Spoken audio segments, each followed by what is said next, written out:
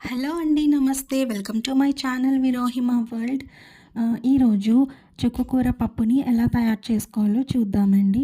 కనీసం వారానికి ఒక్కసారైనా కొంతమంది ఇళ్లల్లో పప్పు అనేది కంపల్సరీ చేస్తూ ఉంటాం కదా! సో, చుక్కకూర పప్పుని ఈరోజు చూపించబోతున్నాను. చుక్కకూర పప్పుకి నేను 2 కట్టల చుక్కకూరని తీసుకున్నాను. అలానే కందిపప్పుని వాడుతున్నాను. ఒక కప్పు కందిపప్పుని తీసుకొని శుభ్రంగా 2 సార్లు కడుక్కొని వాటిలో వాటర్ యాడ్ చేసుకోవాలండి. నానపెట్టుకోవాలనమాట. వాటర్ వేసుకొని నానపెట్టుకోవాలి. అలా నానపెట్టాక అవి నానిపోయాక మనం అందులో ఉల్లిపాయ ఒకటి, 2 టొమాటోలు, అలానే కట్ చేసి పెట్టుకున్న చుక్కకూర, అలానే 4, 5 పచ్చిమిరపకాయలు పొడుగ్గా కట్ చేసుకొని వేసుకోండి. కారానికి సరిపడా మీకు కారం ఎక్కువ తింటే ఎక్కువ కూడా వేసుకోవచ్చు. తక్కువైతే తక్కువ వేసుకోండి. ఇలా అన్నీ వేసుకున్నాక మనం ఇందులో మనకి కందిపప్పు బాయిల్ అవ్వడానికి ఒక పావు టీ స్పూన్ పసుపు, అలానే ఒక స్పూన్ నెయ్యి వేసుకోండి. నెయ్యి లేకపోతే ఆయిల్ అయినా వేసుకోవచ్చు. ఇలా వేయడం వల్ల మనకి కందిపప్పు అనేది బాగా బాయిల్ అవుతుంది. ఇలా అన్నీ యాడ్ చేసేసాక నేనైతే కుక్కర్లో పెడుతున్నానండి. లేదంటే నార్మల్‌గా చాలామంది డైరెక్ట్ కుక్కర్‌లోనే బాయిల్ చేసుకుంటారు. అలా అయితే 2 విజిల్స్‌కే మనకి కందిపప్పు అనేది ఉడికిపోతుంది. నేను కుక్కర్లో పెడతానండి. నేను ఎప్పుడూ కుక్కర్‌లో వాటర్ వేసి ప్లేట్ పెట్టి పెడతాను. ఎందుకు అంటే ఒక్కొక్కసారి మనం విజిల్స్ మిస్ అయ్యాము అంటే కింద మాడిపోయే ప్రమాదం ఉంటుంది కదా! ఎందుకు అలా అని చెప్పి నేను ఎప్పుడూ కుక్కర్‌లో వాటర్ వేసి ప్లేట్ పెట్టి పెట్టుకుంటాను. అంటే మనకి ఒక విజిల్ ఎక్స్ట్రా వచ్చినా కూడా అదేం కాదు. కొంచెం బాయిల్ అవుతుంది కందిపప్పు కాబట్టి. పప్పు ఎంత ఎక్కువ బాయిల్ అయితే అంత బావుంటుంది టేస్ట్. అదే మనకి బియ్యం అయితే కొంచెం భయపడాలి. ఎక్కువ బాయిల్ అయితే మెత్తగా అయిపోతే మళ్ళీ బాగోదు కాబట్టి. మీకు ఒక టిప్ చెప్తానండి. కుక్కర్‌లో చాలామంది వాటర్ యాడ్ చేస్తే మనకి హాట్ వాటర్ స్టెయిన్స్ అనేవి పడిపోయి కింద ఒక లేయర్‌గా వైట్‌గా ఫార్మ్ అయిపోతూ ఉంటుంది. అలా అవ్వకుండా ఉండాలంటే మనం వాడేసిన నిమ్మకాయ తొక్కలుంటాయి కదా! వాటిని మనం ఆ వాటర్‌లో వేసేసుకోవాలి. వేసుకుంటే మనకి హాట్ వాటర్ స్టెయిన్స్ అనేవి పడకుండా ఉంటాయండి.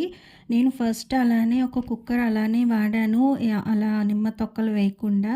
నాకు చాలా థిక్ లేయర్‌గా ఫార్మ్ అయిపోయేది. అసలేంటి అనుకుంటే తర్వాత ఇలా నిమ్మ చెక్కలు పిండేసినవి స్టోర్ చేసుకొని ఫ్రిడ్జ్‌లో ప్రతిరోజు వాడేటప్పుడు యూజ్ చేస్తూ ఉండేదాన్ని. అప్పుడు నాకు కరెక్ట్‌గా అసలు ఏవి స్టెయిను లేకుండా కుక్కర్ ఎలా అయితే ఫస్ట్ కొన్నప్పుడు ఉంటుందో అలానే ఉండింది లోపల. సో, నేను డైరెక్ట్‌గా కూడా అందులో కుక్ చేస్తూ ఉంటాను అప్పుడప్పుడు. మనం ఇప్పుడు ఈ పప్పు ఉడికేలోగా చింతపండుని నానపెట్టుకోండి. చాలా కొంచెమే, ఒక ఇంచు చింతపండు నానపెట్టుకోండి. ఆల్రెడీ మనకి చుక్కకూర పులుపుతోనే ఉంటుంది కాబట్టి ఏదో వేస్తే బావుంటుంది అని చెప్పి వేయాలి. కొంచెం అనమాట. ఒక ఇంచు చింతపండుని నానపెట్టుకోండి. ఇప్పుడు మనం ఈ పప్పుని బాయిల్ అయ్యాక తీసేసుకున్నాను కుక్కర్‌లో నుంచి. తీసుకున్నాక ఒకసారి మిక్స్ చేసుకోవాలండి. లేదా పప్పు గుత్తుతో గానీ, మీ దగ్గర మ్యాషర్ ఉంటే దాంతో గానీ బాగా మెతికేసుకుంటే మనకి పప్పు అనేది చాలా స్మూత్‌గా తయారైపోతుంది. ఇలా మనం మ్యాషర్‌తో గానీ, పప్పు గుత్తుతో గానీ మ్యాష్ చేసుకున్నాక ఇందులో తగినంత ఉప్పు, అలానే కారం వేసుకోవాలండి. ఎప్పుడూ కందిపప్పు ఉప్పు వేసి బాయిల్ చేయకండి. త్వరగా ఉడకదు అంటారు ఉప్పు వేస్తే కందిపప్పు అనేది. కాబట్టి మనం పప్పు అనేది బాయిల్ అయ్యాకే ఉప్పు, కారం యాడ్ చేసుకుంటాము. అలానే చింతపండు రసాన్ని కూడా తీసుకొని నానబెట్టుకున్నాం కదా! దాంట్లో నుంచి మనం రసం గుజ్జుని తీసుకొని ఇందులో కూడా యాడ్ చేసేసుకోవాలి. యాడ్ చేసుకొని స్టవ్ మీద కాసేపు, అంటే ఆ చింతపండు ఉడకడానికి కాసేపు స్టవ్ మీద పెట్టుకోవాలండి. ఒక 2 మినిట్స్ ఉడకబెడితే సరిపోతుంది. అలానే ఇందులోకి మనం పోపు రెడీ చేసుకుందాం ఈలోగా. ఇందులో పోపు వేసుకోవడానికి ముందుగా మనం స్టవ్ మీద ఇలా చిన్న ప్యాన్ పెట్టుకొని దాంట్లో ఆయిల్ యాడ్ చేసుకోవాలి. యాడ్ చేసుకున్నాక ఆవాలు, అలానే మీ దగ్గర ఉంటే మెంతి పొడి వేసుకోండి ఒక చిటికెడు. లేదు అనుకుంటే ఒక 4, 5 మెంతులైనా వేసుకోండి. ఎక్కువ వేసుకోవద్దు. అవి వేసుకున్నాక ఆవాలు, జీలకర్ర, మెంతి పొడి, అలానే కొంచెం ఇంగువ. మీకు నచ్చితే ఇంగువ యాడ్ చేయండి. ఫ్లేవర్ నచ్చకపోతే స్కిప్ చేసేయండి, ప్రాబ్లం లేదు. అలానే కొంచెం సాయి మినపప్పు లేదంటే ఏ మినపప్పు అయినా పర్వాలేదు వేసుకోండి. ఇష్టమైన వాళ్ళు పచ్చిశనగపప్పు కూడా వేసుకోవచ్చు. కానీ పప్పులో తాలింపుకి అవసరం లేదు పచ్చిశనగపప్పు. జస్ట్ మినపప్పు కూడా అవసరం లేదు. ఉంటే వేసుకోండి. ఆ కమ్మదనాన్ని ఇస్తుంది కాబట్టి వేస్తూ ఉంటారు. అలానే ఎండుమిరపకాయలు తుంచి వేసుకోండి. అలానే వెల్లుల్లిపాయ రెబ్బల్ని తొక్క తీసేసి ఇలా వేసుకుంటే పప్పులో మనం తినేటప్పుడు చాలా సాఫ్ట్‌గా మనకి బావుంటాయండి. మనం ఆ తొక్కలతో వేసేటట్టయితే మనకి తినేటప్పుడు ఇబ్బందిగా ఉంటుంది. మనం ఇలా పోపు పెట్టేసుకున్నాక మనం ఈ ఉడుకుతున్న పప్పులోనే వేసేసుకోవాలి. వెల్లుల్లిపాయ రెబ్బలు వేశాక కొంచెం కరివేపాకు కూడా వేసుకోండి.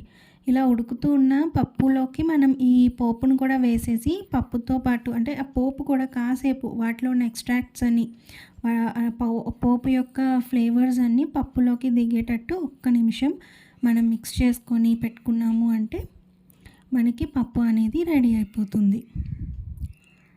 ఒక 2 నిమిషాలు బాయిల్ చేస్తే సరిపోతుందండి. ఇంకా మనం దించేసుకొని సర్వ్ చేసేసుకోవచ్చు. నేను ఎన్ని విజిల్స్ అనేది చెప్పడం మర్చిపోయానండి. అంటే మనం కుక్కర్‌లో వాటర్ వేసి ప్లేట్ పెట్టి గిన్నె పెట్టి బాయిల్ చేసుకునేటట్టయితే 4-5 విజిల్స్ పడతదండి పప్పు బాయిల్ అవ్వడానికి. అది కూడా మనం ముందుగా నానబెట్టుకున్నాం కాబట్టి కందిపప్పుని మనకి బాయిల్ అవ్వడానికి 4-5 విజిల్స్ పడుతుంది.